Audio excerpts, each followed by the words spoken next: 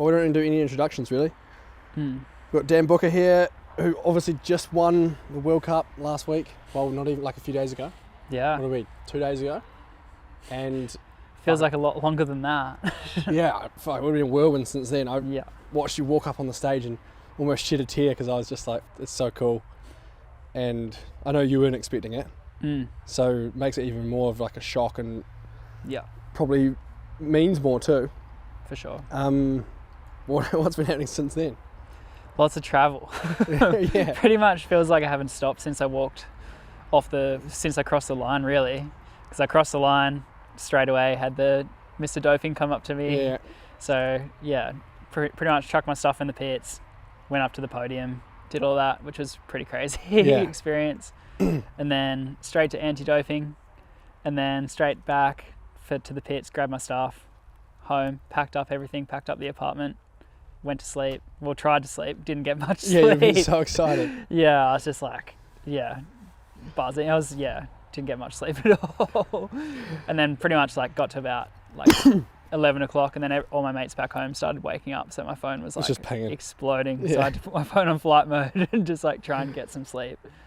And then spent all day yesterday just traveling. So drove to Nice and then flew to Poland. Now we're in Poland. And you had a few blips on the way? A few blips, yeah. Yeah, they are. Yeah, it's always just like just little stuff when you're traveling, like going to check your bike in, and then they're like, oh, we don't think we can fit it on the plane. Yeah. So then I was just like sitting around in the airport being like, ooh. So did they change your flight? Was that the original flight? Nah, original one. Oh, it was? Yeah, I just forgot to book a bike on, Yeah, so yeah. it was my fault. But sometimes you don't have to. It depends on the airline. Yeah, It's always depends on- changing. The yeah. goalposts are moving, eh? Yeah. And then what happened when you landed to try and get your rental car? I didn't have an international driver's license because I've always just rented cars straight off a passport, but apparently in Poland you need one. So yeah, luckily. In France and stuff, it's all good, eh? Yeah, all good. Yeah. But Poland, I went to pick up the rental car, and they're like, oh, I can't give it to you. So I had to like find a different company, and then I think it was a bit of a dodgy setup. But What car's yours out there? it's a little like Peugeot. Oh, okay. Peugeot rental car. What did you just put your bike box in there? Yeah. Yeah. Yeah. You got a box or bag? I got a bag. Oh, yeah. Yeah. Yeah. Sweet. Yeah, far out. But it's been a whirlwind, literally just like, Yeah. When do you leave? Woke up- When do you leave Tassie? Sunday. No, I left on Saturday a week ago. Yeah. So it's been like a week and a day. So you just came straight in. Didn't even ride before practice, did you? No. And then just practice 2 days, race 2 days, Yeah, win the World Cup. It's kind of hard to comprehend. Like, do you think you've just been confident on the bike, or? I think so. Yeah, I've like just been doing laps. Like I haven't really been doing any serious like training or anything. Just been like riding e-bikes with my girlfriend heaps and talking to her about like body position and stuff. So I think I've been like subconsciously like getting everything all that Teaching dialed yourself. in. Yeah, and then just like doing laps at Medina and trying to do some big laps, like top to bottom sort of stuff, like get it ready for long stages. But apart from that, like haven't been in the gym apart from to stretch for months, really, like properly. So it's been wild. Sweet. So like the opposite program that Richie's on. Yeah, they were. I showed Richie and Ryan my training peaks up when we were going up the liaison. It looked like they looked so pissed off. Oh well, it's just whatever works for you, though, eh? Like, Yeah, for sure. And not really like my choice. Like I wanted to. Yeah, with the I wanted injuries to be and- training, but just had like crazy fatigue going on. Yeah. And that's just straight from the concussion. I the think fatigue. so. Yeah, I've been trying to work it out, but it pretty much like had that crash before hardline, and then since then haven't really been able to train. So that's been like, before then I felt sweet, like the start of the year I was like training hard Fine. and felt good, and then since then What about after the weekend? Like obviously some of those stages are 10 minutes long and you're pushing like full as hard as possible. You feel sweet? I feel good. Yeah, I feel tired mate. now, like, but yeah. Well, I think we all do. Yeah, And we've yeah, gone halfway across Europe. that's it. Yeah, but I don't know. During the race, I felt good. Been like made sure I was just smashing heaps of energy, like heaps of carbs and gels, and You can't really overdo it, eh? You just like keep eating, keep drinking, salts, electrolytes, everything, yeah. And that's something I never used to do. Like I'd literally take like 2 muesli bars Yeah. for like a whole World Cup I used to be day. the same pretty recently. Yeah. And Winnie's kind of like that. And now I'm like, if I don't eat every half hour, I start to feel super hungry. Yeah. Because you just get used to it. For sure. Yeah. And that was actually from talking to Gilly Yeah. on the bus at Medina. Yeah. I was like, oh, so like, what did you eat during the day? And he was like, oh, try and get like 100 grams of carbs in an hour. Yeah. And I was like, 100 grams of carbs? I was like, I probably eat like 50 or 60 for the whole day. For the whole day. Yeah. So yeah, changing to that, and I was like, oh, yeah, Phil. It helps your silly for not energy doing so it before, much. but yeah, it helps. Oh, that's interesting. And then you mentioned your girlfriend. What'd she say when you told her? Oh, it was quite funny. She was she was watching the live timing until it got super late back home. Yeah. And then she fell asleep, and I was sitting like second or third when she fell asleep. And then when I finally got home and waited till like a reasonable time in the morning to call her, and called her up, and she was just like answered the phone like real croaky, and she was like, hello. And I was just like, I just won the World Cup. And she was like, what? Like, I just won it. And she was super happy for me. That was cool. Oh, it's so cool. Especially she would have seen all like the injury and the fatigue, and I guess like I said, you've been e-biking with her for the last few months. Yeah. So she was saying she was pretty proud of me, so it was cool. She was like, her and my mum were just like messaging back and forth like about how I was doing. So because they can't talk to you, so they just have a little chat going on. Yeah. What else has been happening? What else is coming up? You've obviously been doing a bit of surfing at home. Yeah. Loads of surfing. Yeah. That's good rehab, eh? Pretty much, yeah. I found like anything sort of like high heart rate would kind of cause me to crash out. Even going for like short rides on my mountain bike. Yeah. Like if I went out for like over an hour, I'd be smoked. For the rest of the day. Yeah. Whereas like surfing seemed to just, because it's so like steady state. Do you reckon you're at a low heart rate usually? What if there's a big set coming, you're trying to get out? Yeah, maybe, but I think most of the time, unless you're getting like... And you're lying down pumped maybe. By weight. Yeah. So your blood doesn't have to pump up to your head. Yeah, that's true. Yeah. Maybe, anyways, felt good surfing, so... Just been surfing? Just been surfing a bunch and then just riffing around on the e-bike. Has there been some big swell coming through Tassie? Yeah, there has been. Yeah. There's been, we've been getting some good waves lately. So, been like travelling around the island heaps. I loved it when we came for that race. And was it 22? Must have been, eh? 23 or 20? Oh no, maybe 23. Yeah, 23. Yeah. They did, Medina and Derby. Yeah, that's right. And then you guys, did you go up the coast after or? No, we just, we flew out like a couple of days after, so we didn't have much time, but on the practice day, or after the practice day, for the rest day, we just went surfing. Yeah. To Bichino, maybe? Yeah, Bichino. That's the one out by Bay of Fires. Yeah, below St Helens. Yeah, exactly. Yeah. We went out there, some break around there. Yeah. And it was sick. Yeah, so it was like fun. Pretty bad surf, and we're bad surfers too. Like me, Eddie, and Wax are just dropping in, kooking it, but we're pretty much the only people out there, so it was fine. Perfect. But yeah, definitely need to come do like a riding trip and a surf trip, or maybe just a surf trip even. Yeah. Depends what the mood is at the end of the season. Yeah, we should get everyone to come down, get like Eddie and those guys to come across, and get Jack to come down. Get Jack to come down. Yeah. Just do like a Medina, Derby, Hobart. Yeah. Sort of. It's a big loop. Yeah, that'd be sick. Awesome, eh? But yeah, John was just mentioning that we've just been chatting with Booker for the last couple of hours here while we're waiting for the hot tub to heat up. And you've probably been running this program for a couple of years now. Yeah. Do you just want to kind of explain the program, maybe explain what's good and what's bad about it? Yeah, for sure. Just what you're running? Yeah, so a couple of seasons ago, I was on like a full factory ride with Nukeproof. With Pager? With Pagey, Pagey and Keelan. He'll be frothing on the result. Yeah, he was texting me through the day. He was like, hang on to it, lad. Like, and his voice, he was stoked, yeah. Oh, good old Pager. Unfortunately what was that? I'd signed for like 23, 24. So we did the full 23 season, and that was the best season that I'd had so far. Like it was just all starting to. That's the one that finished in Chatel. Yeah. So it was all sort of starting to click. I think I finished like 7th in the overall, and had like a real good last round. Was feeling sick, and like went into the off season, and then maybe like Christmas time got a text saying that Nukeproof was just no longer. So they went bankrupt, and I still had a contract for the following year.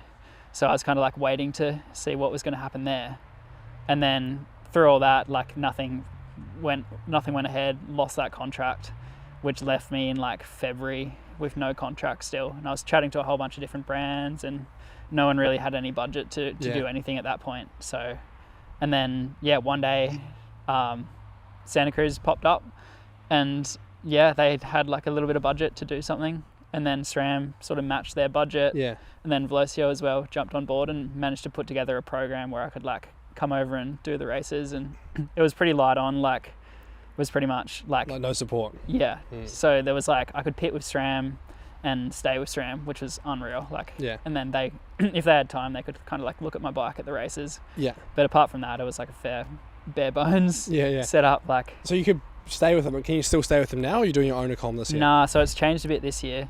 Because they're doing more downhill stuff, SRAM, this year. Yeah, more so just as like separated a bit more. So yeah, I'm sort of like this year I'm just like booking all my own stuff. So it's all like it's a completely funded program, which is mint. Like they're like, so yeah, I just expense all of it through to those guys. But so the costs are covered, but it doesn't mean that you have like the support people that you need sometimes. That's what makes it a bit tough is I'm by myself. So even like changing tires and stuff. Everything, that takes time, and then you got to cook dinner. Yeah. Especially for you. Yeah. So then your evenings just go like that. Literally, yeah. You kind of just have to like prioritize what you're going to do. You've either got time to like go and walk some tracks or fix your bike. So you got to be like, oh, what's more important? Probably fixing my bike today. So it's a bit like that, and same with like cooking dinner or like watching GoPros. You're like, I'm going to eat food and then maybe try and sneak some in later. Yeah, but true. That's why you're preloading the GoPros early this week. That's it, yeah. I was watching all the Charlies this morning. I didn't get to come to Poland last year, so just watched them all this morning, try and see what we're in for. Thanks for the view count. That's all right. Yeah, it's always good. Richie's the same. I catch him at the top of stages watching my GoPro. So for all last year and the year before, I didn't actually wear a GoPro in practice. I just watched yours on YouTube. You probably know my riding style better than me. I'm always on the wrong lines though. Like I always catch like the teammates watching it, and they'd just be cracking up because I just go like fully inside on a corner or whatever. I reckon they're pretty dialed. You reckon it was alright? Yeah, I was always impressed. I was like, how are you going that fast blind? And you don't walk any tracks, do you? No, I'm not a track walker. Not a track walker. I'm a massive trail runner. Like I love trail running. Yeah. So I always thought of maybe combining that. It's kind of fun to just go out and just do a big day of trail running. Probably work better. Good speed too. Yeah, but just fucks your quads. Yeah. Sometimes you're like walking the tracks and you're like, oh, that line's going to work sick. And as soon as you get there in practice, you're like, nope. I just confuse myself too much if I walk, I think. Yeah. Oh, I'm glad you're supporting the GoPro previews, eh? It's good because people like often have issues with the GoPro. For a minute of one of the stages in the weekend, a leaf went on my lens. Really? And it just like the bottom of the stage, that sick one, stage 2, I guess. Yeah. There was just like a wet leaf right over the camera, and then when I stopped at the bottom, the wind stopped and it just fell off. No way. It looked exactly like that leaf there, just green with the veins, and that's all you could see. And that was only a minute, so it was fine. But people have issues like that. Mine would just turn off every now and then. You'd just be like, beep, beep, beep. Just runs out of battery, or the card, or you forget it, or your mount doesn't work. Yeah, or you do you film the liaison and then don't film the stage. The Oppo film. Yeah. What do you think if you could get one person on board? Yeah. Like who would it be? Mechanic. Yeah. A mechanic that enjoys cooking. Yeah. that would be the number one. I'd say like the most valuable thing I could add is like, and I was really lucky on the weekend. I had Nico from SRAM was doing it for me. But someone to like, when you finish and you're like cooked from a full day, to like take your bike, wash it, like stand in line, washing it, all that stuff, and then like do it a once over, bolt check. And then like, if someone can do that, then I can cook for myself and like all the rest of it. But then get my kit ready. Yeah, then you gain a couple of hours. That's it. Like, and that's a crucial couple of hours, eh? Yeah, for sure. Yeah. And it's just like when you've done a full, especially on the weekend when you're doing 4 back-to-back. Yeah, big days. Like that's a lot of time over a race week. That's like, if it's 2 hours a day, that's 6 hours before your race that you're working on your bike. So that would be the most valuable thing you could add for sure. Yeah, I was actually cracking up on the weekend because in Pietra, one of the mornings I just went past you in the pits and you just been to the bike shop and bought a couple of tyres. Yeah, and then I just sort of watched you walk on the podium on Sunday afternoon, and I just almost flashed back to that, and I just thought it's such a contrast. I was getting some good support from Maxis in Australia, getting tyres, but then you just can't travel with like tyres. So it's just like ends up being like over a kilo each. And I already had to pay like $500 US in overweight just to get here with like one bike and a bag. So it's kind of like you could just go to sometimes it's just sometimes you just got to do it. You just got to go buy. and like we know now from racing for a few years that that's what you need. Like some stuff, it just doesn't matter how much it costs. You just need it then. You need it on your bike. Yeah. There's no point even starting the race with shit tyres. Yeah, especially like, you keep coming back to it, like talking about it, but it's like when like I won the race by 0.3 of a second, and it's like that is like putting new tyres on. Yeah. Or like they're just those like little 1% things. Just add up over the day. Add up, and yeah, that's just like. Yeah, you might have washed out on one corner. Yeah. Or even just washed out like a little bit more than you did. That was the other thing. I had to overtake 2 guys on stage 1 on the weekend, and Manu, the first guy, got out of the way like really, really well, and that was sweet. And I kind of just like went straight past, and then the second guy I overtook, he kind of like I had to break up a bit to like. Yeah, until he had a spot to pull off. So I'm glad he didn't hang out for like that tiny bit longer. But yeah, it was something that I was just I completely forgot about it until. Yeah. That's the thing. When you look back on it, there's so many little places where you can either gain or lose 0.3. Over 40 something minutes of racing. Yeah, there's like hundreds of corners. Yeah. Yeah, the amount of trees that fly past. So where were you ranked before? Pretty low then? Yeah. So I missed half of last season. Being injured, so then I think I finished like 40th in the overall or something. So I was like, I had a 31 plate, so yeah, I was quite a ways back. So were you the first guy out of the? Nah, not even like even lower. Oh, how many is it? Top 20 or top 30? Top 20. So yeah. Oh, so you're quite a bit out of the top 20. Quite a bit out of the top. And 20. they reseeded you the next day, so you started like an hour and a half later or something. Literally, I was like stoked. I was like, I got to sleep in. Got to sleep in for a while. I didn't even realise you were riding the other group on Saturday, eh? Yeah. Yeah. So what time did you start? Like 9. On Saturday. Yeah. I can't remember.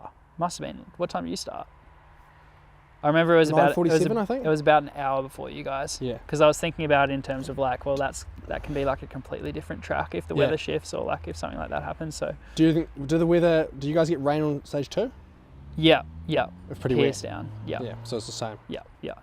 Because the same with us. It was actually sweet to ride. Yeah. It rode mean. Yeah. But it was just like vision was horrible. Yeah.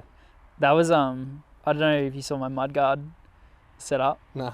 So that was just one of those things, like not being on a team, and I just completely forgot that I needed a mudguard. Yeah. So I like didn't put a mudguard on my bike, and then started piercing down on the liaison. My goggles were like completely soaked. Like I didn't have anything dry to try and like to clean the lens. Yeah, I had like one bit of paper towel in my bag that was just like soaked. So I was like, I'm gonna have to take my lenses out of my goggles, otherwise I'm not gonna be able to see. But I don't have a mudguard. So you're going to get plastered. I'm going to get smoked. So I decided to, I was like, it's stage 2. This one's not super rocky. And then once I get through this, then I'm on the last stage for the day. So I had my spare tube, and I just started asking a couple of the guys around. I was like first of all, I got my lens, and I was like, can I cable tie this to my crown? And I was like, it was too curved. It was never going to work. And then I was like trying to think what else I could do to make a mudguard. And then I was like, I got my spare tube. Yeah, cut it open. And then, Marco Osborne had a knife for me. Yeah. And, managed to cut the tube open and, like, cut it into, like, a big... He's riding with a knife? Oh, just, like, a little pocket knife. Sick. And then, poked some holes in it, cable tied it to the crown and made, like, an old school... Sick, between the crown and the arch. And the lowers, yeah. Yeah. And that was, like, good enough to keep the mud out of my eyes for the stage. Makes a difference. There you go. That's the win as well. All those little things add up. Like that, yeah. Rather than riding like some fogged up goggle setup. And that's also experience. Like you wouldn't know that stuff unless you've been in that situation before. Yeah. We've all been riding with lenses that fog halfway down a stage, and you try and take your goggles off as you're racing. Yeah. And then they're flapping around your handlebar. And that was like... And if you don't have a mudguard, you just can't ride in the wet. Yeah. And I was thinking back to... That was like one thing I was trying to do. Like the season before, I was just like... In the off season, I was kind of just like riding when the conditions were good. Yeah. Whereas like last off season, I was like made sure that I was going out on like shit days to go and ride. And that's good. I don't do that. That was one thing I found at Medina where I was like trying to do those full laps, and I got to a point where I was like riding so bad, I just like felt like I was like squaring up all the corners and felt like super stiff on the bike, and my vision was like totally gone because my goggles were like completely smoked, and then like took my goggles off and then felt like I was riding like really good again. Really? So then I was like, that's something I thought about before that stage. Yeah. And I was like, I don't want to ride it like stiff and like when I can't see. As soon as your vision is impaired, like even a couple percent, subconsciously you start like over braking and braking all the corners. Being cautious. all that. But when you just have perfectly clear vision, it's the best. Yeah. Yeah, I'm a huge no lens believer. Bit of a risk though, like. Yeah, but once it's out, have you ever just had the double mud and just had to stop? I had it in Derby. I had a massive chunk of that like mossy mud, that real after like those rock slabs. Yeah. You went through like this new section and it just flicked up. It just went perfectly in my eye. Yeah. And I reckon I lost like quite a lot of time on that stage because I pretty much had to stop and I was just like couldn't see anything. Yeah, there's nothing you can do. Nah, you just have to just keep blinking, but sometimes it's too big to blink out. Yeah, and it's like it hurts, like properly hurts. Yeah. Yeah. But you got to do what you got to do, eh? Yeah, I find one thing I noticed on the weekend was like, and I actually, the funny thing was like I noticed my girlfriend's, she's maybe ridden for like 2 weeks all up now. Oh, true. She's like full fresh. Learned. She's doing so good. But one thing I noticed her doing was she was like literally like looking, would be on a switchback and she'd be looking at the next switchback before she got to it. And then I started doing it in the race stages on the weekend. You think it's good? Yeah. I was like coming into corners like in practice and stuff and I was like looking at the next, I'd like have a glance at the next traverse and then you'd see how tight the corner was going to be. And like, it was like, rather than just like looking as far ahead on the trail, I was like looking far ahead like somewhere else. And I was like, oh, this is actually like really working for me. Yeah, well just looking in general. Yeah. It's huge, eh? That's interesting. That's a bit of a funny one. So I use my peripherals heaps. Yeah. Peripheries, like always looking out to the side, and sometimes you have a sense of like how tight the corner's going to be. Yeah. But like Jack got it wrong on that first stage on day 2. Yeah. Where he thought he was on one of like the swoopies, but he was actually on like the 180 hairpin. Yeah. And he just went off the bank. So such an easy one to do. Yeah. Any other good hacks that you can share? Trying to think. Bike setup actually is interesting because you run your forks super soft. Yeah. Compared to me. Yeah. Do you ride it lyric on any bikes at home, or you just always Zeb boxer? Yeah, I was riding a lyric for most of the off season. What pressure were you on the lyric? I can't even remember, to be honest. Right. But on the Zeb, you were what, 50? Yeah, well, I started the off season. Last year I was running like 70 psi in it. Yeah. And then now I'm like mid 50s, so I've gone down. It's a massive difference. A massive amount. What does it recommend on the stanchion? Have you looked at it? Not really. I'm not too sure actually. Yeah, I just got a bit. We can check. Yeah, go have a look. Do you know Nigel Reeve? Nigel who? Reeve. Nah. He used to mechanic for Stevie Smith. Okay. He's living in Medina now. Sure. Runs a suspension shop there. Yeah. I always just like go chew his ear off when I'm at the bike park. So. He's got some good ideas. He's a suspension whiz, so. I'll try and remember that. Yeah. So 54 to 62 psi. Yeah. Is 70 to 80 kg. Yeah. And then 80 to 90 is 62 to 72 psi. Yeah. Roughly. Yeah, right. So yeah. So anyways, I'm way at the harder end. For sure. But you're probably actually more in the good sweet spot. Yeah, maybe. But it just sounds low. Yeah, he was just like dump like near 20 psi out of it, and then just more rebound, more compression to like hold it up, and feels amazing. Like so much better than I was riding it last year. Do you have to change the shock to balance that? Or not so much. Same sort of thing. Like ended up just going just like more compression. A bit softer and more compression. Yeah, that's fascinating. A bit faster. Yeah, I used to like. I think when I first came to Europe, I was like, just riding my setup so stiff and so slow, from like because I was just riding the bike park in Queenstown, and it just felt good, supportive. Yeah. Yeah. Whereas like when you get over here and you're riding like such tight little like. It needs to be micro roots and bumps and stuff. You just need the suppleness. It needs to be quick, otherwise the wheels just like skip instead of tracking. Yeah, yeah. That's pretty interesting. And you're on a coil rear. Yeah, coil in the rear. I think I've got a 400 pound spring. And is that what travels on the Bronson? It's 150. Yeah, but it's got which is probably about right. I got a little bit extra. Yeah. Going. Sweet. Yeah. It's probably is it 27 or 29? 20. It's a mullet. It's mullet set up. Yeah. Yeah. Is that how it comes, or you just set it up like that? Yeah, that's how it comes. Yeah. Yeah. Well, race proven now. Yeah, but the first run of practice in Pietra was the first time with flight attendant too. So it's new fork, new shock. Yeah. For the weekend. So hadn't tried that ever. So. True. So the dampers are even different and everything. Yeah, completely new. I guess that goes to show you that it doesn't actually matter Like all the stuff's so good now. It's so good. Especially all the stuff on our bikes, like the SRAM RockShox stuff. Yeah. It just comes down to the rider, eh? And I feel like every year you're like, it can't get better. Yeah. And then every year it's just gets better somehow. Same with like when the Mavens came out. Oh, that's the game like, changer, right? So good. I love those things. Yeah. It actually helps your riding so much once you learn that you don't have to brake everywhere. Yeah. Because on like a less powerful brake, you have to brake more often. Yeah.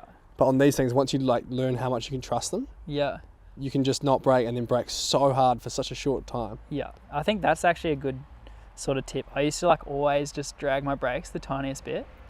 And one like good thing to like look at is if you like pick up your front wheel and just pull your brake in the tiniest bit and try and spin your front wheel, it'll just be like and come to a stop, and you don't realize like how much that tiny bit of braking just adds up. So that was something like last year I really made sure I was doing is like when I was on like a traverse or something, just made sure my fingers were like extended properly off the brakes. Yeah. And it was like, it was pretty amazing like how much of a difference that made as well. Yeah. And you can hear it on some of those long stages. You can hear when your brakes are on. And you're like, oh fuck, because they make like a every time you brake. Yeah. And you're like, oh no, that was the apex when I heard that sound, which was me in the weekend. But obviously, you gotta do it sometimes. You weren't doing too much braking. But yeah, I guess like it's the confidence piece. Eh? Were you feeling like confident, or you just were kind of having fun and the confidence came? I think I was definitely like feeling confident. Yeah. Like I was kind of. I don't know, I feel like every time you go to a race, you're like, oh, I want to like try and win it. Yeah. But I was just like, I was just frothing. And I found like every time that I've been like, instead of trying to focus on like what's the best line to do in practice, if I just try and like have a sick time riding, you kind of just end up on the best lines anyway. Yeah. So I found that's been like something that's really helped recently. So because the fast lines feel better, fun, right? So it's like it's more what? It's more fun as well to ride like that. So it's a win-win. I had such a good time in the weekend. Like, it's been a long time since I've ridden full stages properly and at race pace or practice pace. So I was frothing. I was like, this is awesome. You just feel when you get something good, when you get a section good, you're like, oh, you can't match that feeling. Oh, so good. Same with those like some of those really tight, like shitty little corners that have no catch on them. Like if you somehow like carry good extra speed out of one, you're like, oh, it's the best, eh? So good. It was actually pretty interesting. I was watching a few videos. You know how some people like will stay in one spot and video like the top 20 male and female, and then upload them all. You can just tap through the story and see everyone's different style. Yeah. And there's so many different styles, and a few ones I saw of you. I don't know how you're doing it, but you just would come in and not like, it looked like you were just kind of chilling. Yeah. But you just have really good exit speed each time. Yeah, yeah. And I guess what I thought when I was looking at it, I could be wrong, but you're not like sort of pushing into the ground in a certain place, which is going to cause your wheel to slide. You're just sort of like letting the ground go under your bike. Yeah. I think that's just like backing off a bit as well. Like there's kind of... knowing when to. Yeah, I think that's something that's kind of like I'm trying to learn as well, is the confidence of like, you're not going to feel fast everywhere on stage. Yeah. And it's like sometimes there's a section of track where it's just like, it's a slow section of track. And I always find I get in this, I'm like, you feel like you're going slow, so you try and go faster. And you but you're actually like, you're still going the limit of the trail. So it's like, it's just like a slow section, and trusting that like, that's the speed limit for that corner. Yeah. Even though it doesn't feel like you're like shredding, it still feels it's just like, not a good corner. It's just not a good corner. Yeah. And I feel like that's something such a good point. That really helps to like, because otherwise that's when I feel like I lose the most time, is when I feel like I'm going slow and I try and get like those weird pedals in, or like try and like pump like in the wrong spot and like get hung up, or like, yeah, and then you're not like then you're set up for the unsettled, next corner, or you're clipping pedals or something like that. Whereas like just like trusting that you are going fast because you're a fast bike rider. Yeah, but it's so hard just a shit corner.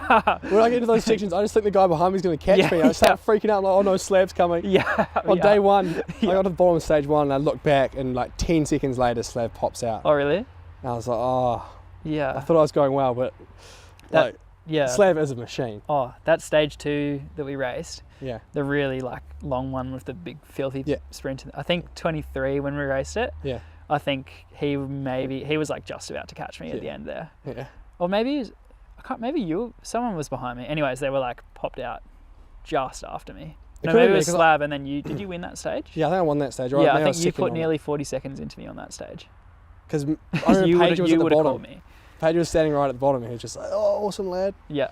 Yeah. But it's so weird, like you have those sort of stages and then you go and race the exact same stage, well, similar stage, and then you're just not as quick, but yeah. I don't know, yeah, what makes it like that, but...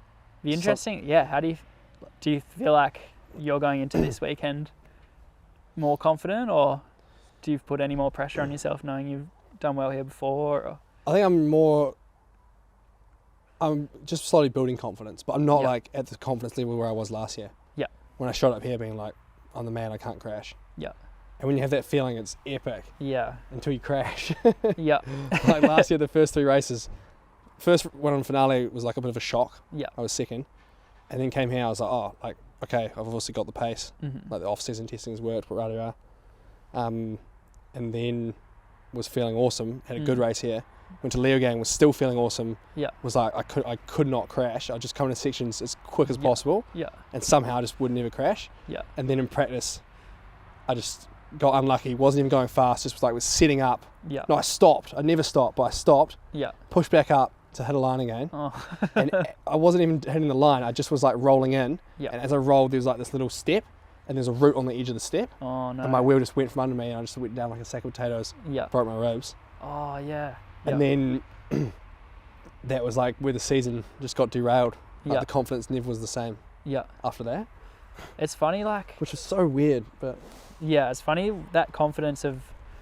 I feel like that's just like a cycle of mountain biking where it's like you just get like better and better and better and better and have a crash and then better and better and better. And it's you need to like learn when to just be like. That's the pace. Yeah. Not just to be like. To keep going up. Keep going. Because otherwise you just get in this like.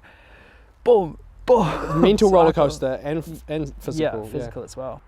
No, it's been awesome catching up, and it's quite good talking to you, and I can relate to a lot of stuff because I feel like we both have other stuff in our life. Like you, obviously really keen on the surfing, and I get stuck into different stuff like my skiing, and for some people that would probably make it harder for racing, but for us it kind of means that you can approach it with like a fresh mind and all your mental energy because you've had like a reset.